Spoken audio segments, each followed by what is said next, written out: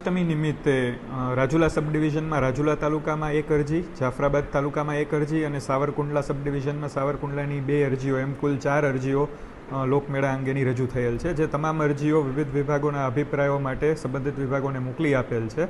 જેમાંથી આરએનબી વિભાગ પાસેથી યાંત્રિક કમિટી જે મોટી રાઇડ્સની હોય છે એનો અભિપ્રાય રજૂ થયેથી મોટી રાઇડ્સો શરૂ કરી શકાય છે. હાલે તમામ અરજીઓ પ્રક્રિયા હેઠળ છે. હજુ સંબંધિત વિભાગોના અભિપ્રાયો આવકમાં છે. જેવા સંબંધિત વિભાગોના અભિપ્રાયો રજૂ થશે તે ધ્યાને લઈ નિયમ મુજબ તમામ અરજીઓનો નિકાલ કરવામાં આવશે. મંજૂરી હજી મળી નથી તો કેટલા સમયમાં એનો નિર્ણય આવી શકે? ઉપરાંત મંજૂરી ના હોય અને કોઈ મોટી રાઇડ્સો શરૂ થાય તો કેવા પ્રકારની કાર્યવાહી થઈ શકે છે?